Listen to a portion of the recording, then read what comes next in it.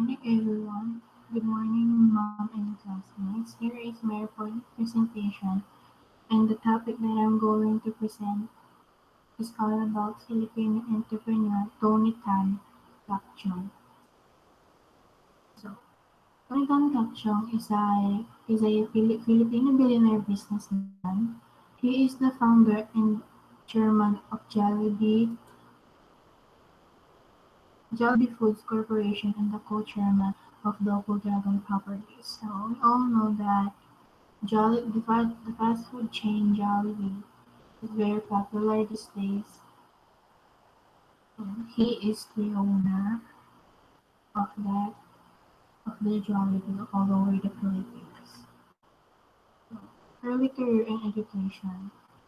Tan was born to Chinese immigrant parents from Fujian. He attended high school at Chiang Kai-shek College and graduated from the University of Santo Tomas with a degree in chemical engineering. Tan had initially planned an ice cream parlor when he founded Jollibee, then added dishes such as hamburgers, french fries, and fried chicken. So the first business that his family built is an ice cream parlor bago nila pinundar yung Jollibee. So, let's talk about his career. I'm going to tell a story about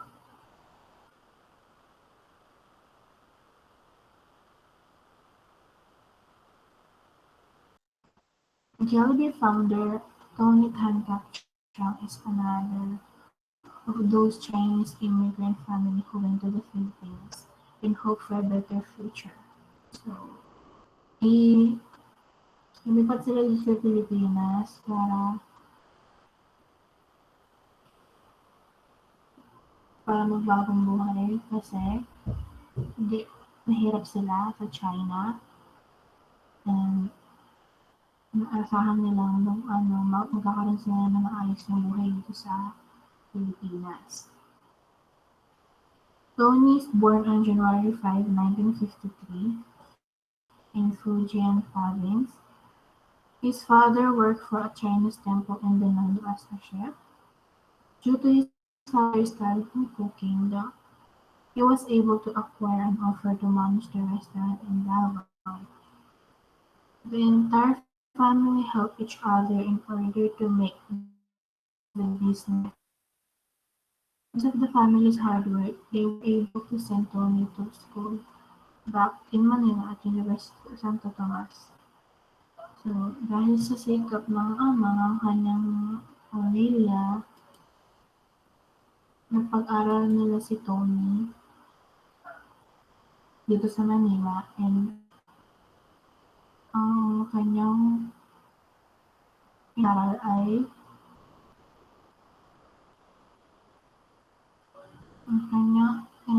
chemical engineering sa University of Santo Tomas.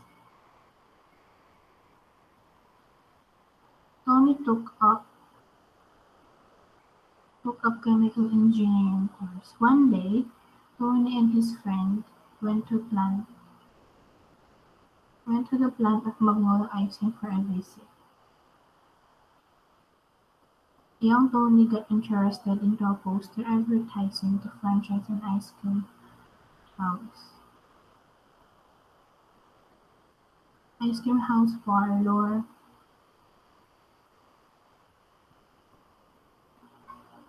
Ice cream house parlor for So, bata pa lang siya, interesado na siyang mag-business. So, ginamit niya pang invest yung family savings nila para makapagtayo ng ice cream house. Nakapagtayo sila ng dalawang ice cream house and their name is The two ice cream houses are renamed Cubao Ice Cream House and Quiapo Ice Cream House. And the entire family went back to Manila to focus on this new business venture. They started selling just flavors of ice cream. Tony was only 22 when they opened the ice cream houses, which eventually became the country's leading fast food chain in the Philippines. So yung family niya bumalik ng Pilipinas para bumalik ng Manila para patakbuhin yung ice cream house na kanilang business.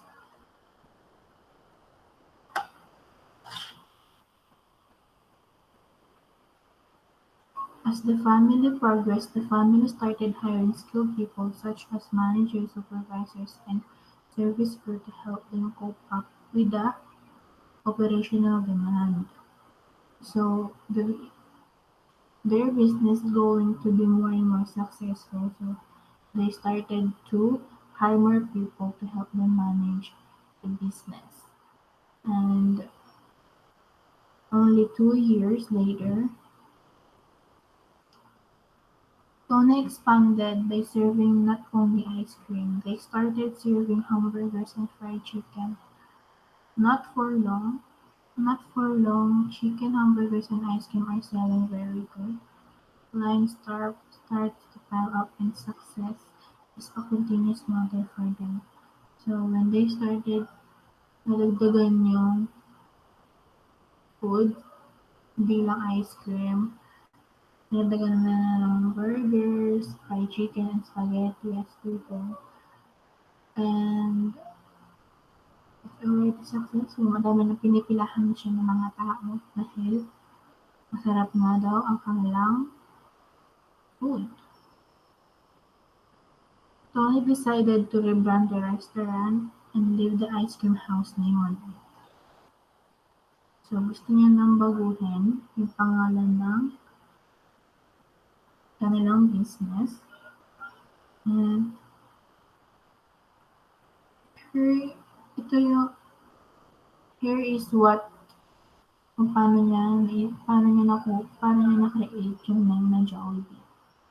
So, Tony suggested B as their icon for a sign of hard work, as bees are known for their hard work to produce honey. They also associated happy, as the Filipino culture portrays happy customers. So, Tony came up with the word jolly in replacement of the word happy, so come up with the word Jollibee. So, Jollibee as it represents niya as a company and the people that they care to hardworking and happy. So, birth of Jollibee. Year 1978 when the family formally inaugurated Jollibee in the Philippines. The concept of serving Filipino comfort foods for the customer is one of the key strengths that they have. So, pinayunan nila yung Jollibee year 1978 kasi nag-successful sila sa kanilang business. 1980 with international brand McDonald's came into the scene as the major competition of Jollibee. Jollibee was able to ultimately understand the Filipino market by incorporating Filipino sweetened in their specialty. Jollibee continued to prosper over the years. As of now, Jollibee has a market value of 25 million pesos as a franchise with not only did Jollibee. In 1980, international brand McDonald's came here in the Philippines, and alam naman natin na hanggang ngayon, parang sila pa din ang magkalabang business. Taking the number one spot in the fast food chain industry in the Philippines, but also started to dominate branches all over the world. So, dumalaki na yung business. Jollibee grew bigger, and they already release release make some release brands on other countries,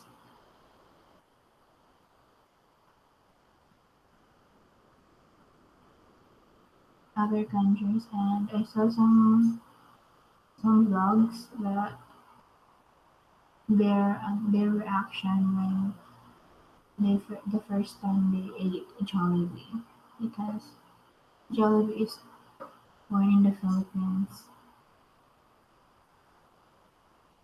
and they like it.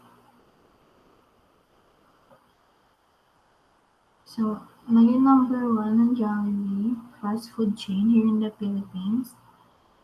As the company expanded, number of branches also able to acquire other fast food chains. So, as years go by, malaki na yung business ng Jollibee. Caktiong partnered up and established a couple other food chains, including Chowking, Red Ribbon, Greenwich, and Deli France. Aside from bringing Jollibee, Chowking, and Red Ribbon to other countries, they've also established new food chains in China and Taiwan, which suit the taste of the people there. So, ang dami niya ng fast food chain na pumamay-ari. Alam natin lahat. Ang Chowking, ang Greenwich, Pagdiriwan ng Inasal. So, as of as of 2016, Tony Tan Caktiong ranked sixth in Forbes Philippines 50 Richest. He was also awarded the Entrepreneur of the Year in the Ernst and Young Entrepreneur of the Year in 2004. So sa lahat, finally, he became successful and he became one of the 50 richest businessmen here in the Philippines. Uh, I saw that, nakita ko sabi about notes about how how Tony's secret of success. So if you dream big and put your dreams into action, you will definitely make mistakes, but don't be scared to make mistakes. Just be quick to regain, recognize them, learn from them as fast as you can. So if you want to be successful, but Tony can, you must be indefinitely dream big. Kasi kung malaki yung pangarap mo, kung malaki yung action, siyempre hindi naman lahat ng pangarap ay magiging successful agad. Siyempre lahat may pagkakamali. And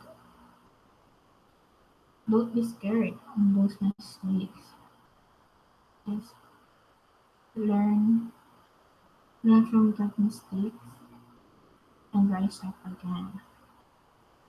Um, setting the right mindset. Setting the right mindset. Tony and his family took a big step into staking their savings and opened a fast food chain that makes them the leading food chain company of today. There has been many mistakes that came along the way and not everybody believed in the beauty of Tony's dream. During times of trial, Tony kept an optimistic mind that nothing is impossible and he can overcome everything. Tony got the trait of having a positive mindset from her mom. Tony's mom always did her best without worrying much about the outcome as long as she did her best. When McDonald's came into the picture, most of Tony's friends are advising them to sell out Jollibee as he may not be able to meet it to amidst globally renowned competition. Tony kept his mindset positive in staying despite giant competition he's battling face to face. If he would have given in during those times and saw of his company, we wouldn't have Jollibee today. So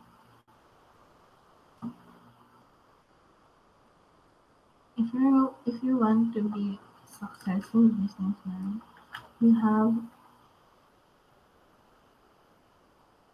someday you want to be a successful businessman someday, you need to settle a right mindset, Tony. Always stay positive kahit na kahit na ma kahit na naisip mo na matatalo ka dahil sa competition mo, always stay positive because nothing is impossible. So, dream big. Tony would say in all his inspirational talk that dreams are free. It is free to aspire for something. Tony's dream of establishing a globally renowned fast food chain business may seem impossible during the time when Tony's only starting up two small ice cream houses at the age of 22. Tony holds on to that dream and works hard for it. It is not a matter of how big your dreams are, how dedicated you are in doing actions and making that dream come true. So, gaano pa kalaki yung pangarap mo, pero hindi ka gumagawa ng action na matatupad ito, walang mangyayari. Basta if you stay dedicated and and you have a right mindset na talagang positive, you need to work hard. Kailangan mong mag-work hard para matupad yung pangarap mo na yun. Learn from your mistake. Mistakes are inevitable in doing business. Every mistake has a random effect. It can make or break whatever you put up in a snap. Tony believes that making mistakes is also an opportunity in learning for improvement. Recognize your mistake, you can learn from it, recover as fast as you can.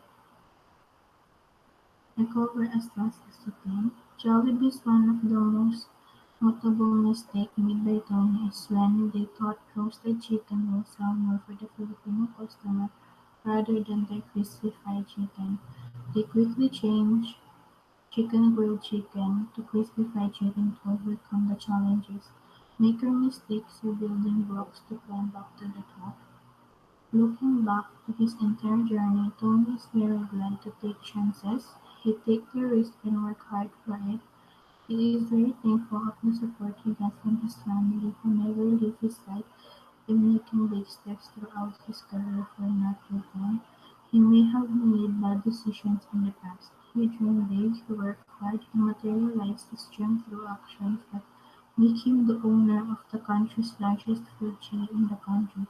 Believing in the beauty of your dreams should be incorporated with perseverance and hard work, holding on to it in times of trials and difficulties, and giving whatever it takes to make your dream come true. So, mistakes is not a bad thing. Like, kung ang gawin mo ano yung pagkakamali mo and just learn from it and recover as fast as you can. So, Tony, Tony is very thankful na, na ginawa niya mga yung gusto niyang, yung totoo niyang pangarap sa buhay. And hindi niya ito magagawa dahil din sa kanyang pamilya na parang laging sumusuporta sa kanya na they never leave on his side. And kung wala yung family niya, siguro marami na siyang bad decisions na nagawa in the past. And he dreamed big and he worked hard on that to achieve that dream and make it through actions. That's why he became successful in these days. That's all. That's how Tony Tan Caktiong be one of the Filipino billionaire in the Philippines. Hope you like my I hope you like my presentation. Thank you and have a good day.